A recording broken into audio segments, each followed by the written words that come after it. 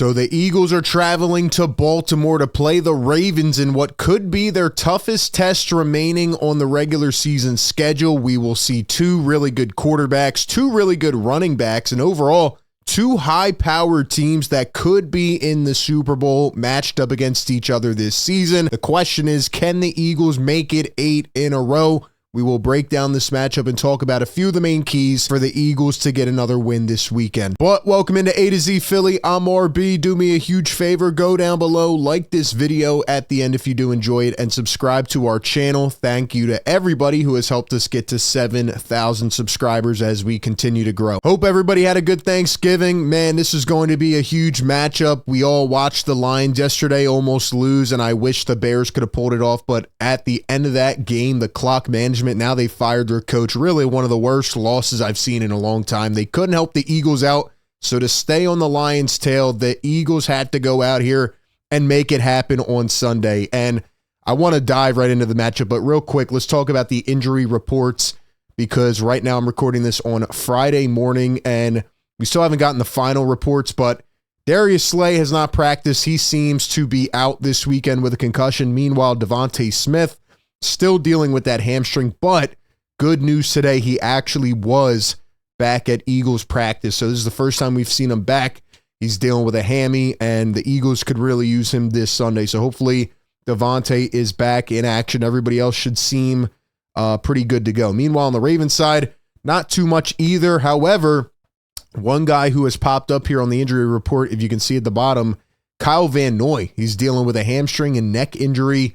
He has not practiced at all. We'll see if he practices today, but he is their leading sack getter. He is just a really high-quality vet. He's 33 years old, and I was just reading something where they said he's only missed 7 games over the last 7 seasons, so it's likely for him to try to suit up. He doesn't really like to miss games, and if he does not play, I mean, that could really be a huge advantage for the Philadelphia Eagles, so we'll see how that plays out, but I want to talk about this matchup. Let's just jump right into it because, man, you have two high-powered juggernauts, really two teams that present themselves as threats. I would say out of a group of maybe like 5 or 6 to be in the Super Bowl. And the first key for this game is 100% Saquon Barkley and Derrick Henry. We'll talk about them in a second, but the Ravens right now are the only team in the NFL averaging above 400 yards of offense per game. They're at 426, which is just blowing away the next team, the Detroit Lions. But it gets interesting, right? We look at the passing offense for the Ravens, and they are number 3 at 246.5. Then we look at the rushing. They're number 2, 180, and they're behind the Eagles, who are rushing 193.4 yards per game, which is thanks to Saquon's huge monstrous game last weekend. Now, if we look at the total offense again, the Eagles are number 3. Passing-wise, they are down here a little bit, in the lower half. And then rushing, like I said, they're number 1. So both of these teams have really been predicated on the run. And we know Saquon and Derrick Henry are the 2. We look at the NFL rushing leaders right now after that huge 255-yard game last week. Saquon is atop the chart, but Derrick Henry right behind. And this past week on Monday night, so keep in mind the Ravens are on one less day of rest than the Eagles, Derrick Henry actually had his first game where he did not have a rushing or receiving touchdown. This guy has scored in every game this season. He is an absolute monster, hard to bring down. Eagles have been pretty good with tackling. They're going to need to be A+ this weekend.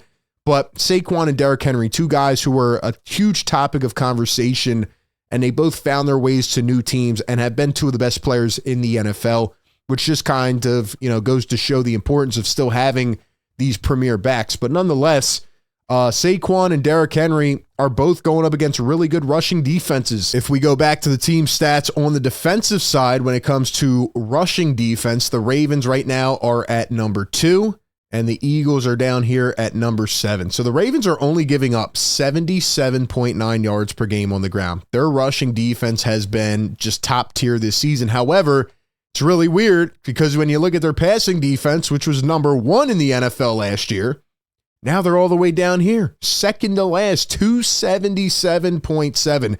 The Ravens accumulate a lot of sacks. They have guys who can get to the quarterback, but their passing defense is awful. It's really weird. It's a bit misleading So when you look at the total defense here, as we know now for a couple weeks, the Eagles have been sitting atop the chart, number 1, and they're going to have their biggest tests of the year this season when it comes to defending Derrick Henry, defending Lamar Jackson. So really the main question is which team is going to be able to establish the run early? And if both teams cannot get their guys going, then it turns over to the quarterbacks. Now, we talked about Derrick Henry. What about Lamar Jackson? He is also atop the NFL in passing yards. He is much improved as a quarterback. He's not turning the football over. 27 touchdowns, 3 interceptions. Like I said, he's got to be near the top as well when it comes to the MVP ladder. And, Lamar's just, he can beat you in multiple ways. Jalen can beat you in multiple ways. These teams are very similar, but there's a little bit of a difference. When we look back at the team defense stats, like I said, the Baltimore Ravens are one of the worst in passing defense. The Eagles are number 3, and Jalen is going to have to be able to take some shots in this game. He's going to have to be able to make the big plays. Ravens are one of the worst defenses in the NFL when it comes to defending big plays this season. The question is, and key number 2 is, can Jalen Hurts win the football game in the air if needed? Now, I'm not saying Kellen Moore should just go away from the run, abandon it, even if the Ravens are stopping you on the first couple drives. Saquon is good enough, and we've seen he gets better in the second half of games. Like Saquon can go out there, just keep trucking through.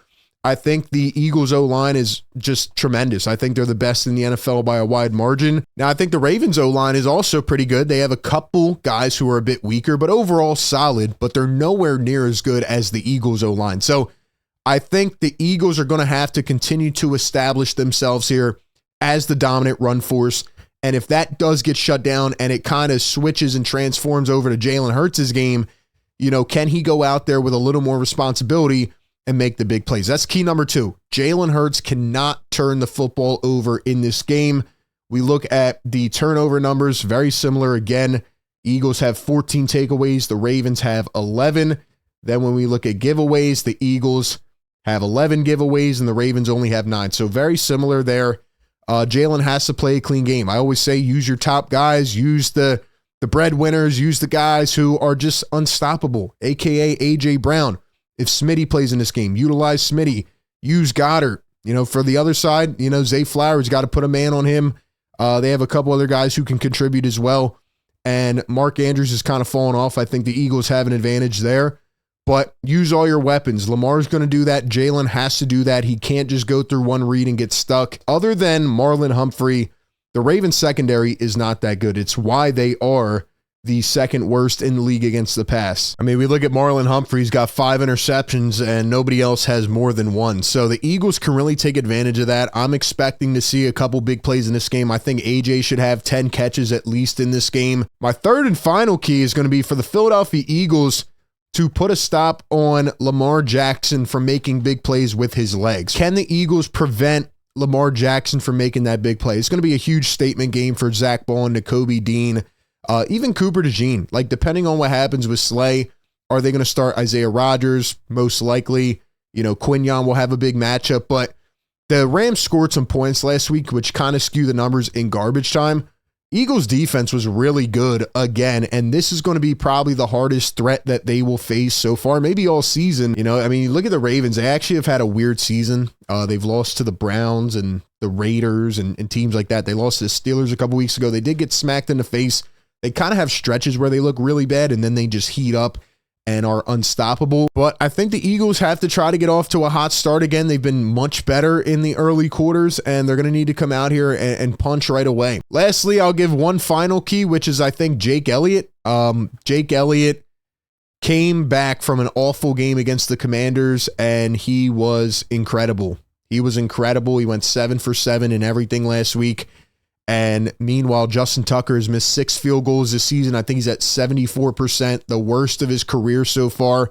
And he's pretty much been the best kicker of all time and has been really struggling. So Jake Elliott might be relied upon to make a couple big-time kicks to send the Eagles to a win this weekend. One final thing I wanted to say is that I think the Eagles pass rush will have a lot of eyes on them. Josh Sweat leading the team in sacks with 7, Milton Williams getting up there, and other guys are starting to contribute. But without Brandon Graham now, they signed Charles Harris, and They're trying out a few different guys. We know the Eagles haven't had an elite pass rush. The defense has really been built and predicated on that back end. But will they be able to generate pressure? What will that look like, not having your vocal leaders? So I think that's also a test. And if the Eagles can go on the road and win this football game, I think they make a statement. They put everybody on notice. And at that point, I mean, why can't they be the best team in the NFL? It's going to be a tough one. I don't think the Eagles will win every game the rest of the season. I think they could struggle against the Commanders in that second game. I think they could struggle maybe against the Steelers defense. But I think this is the biggest test, and I think it comes down to a fourth quarter possession. You know, which team can control the time of possession in this game?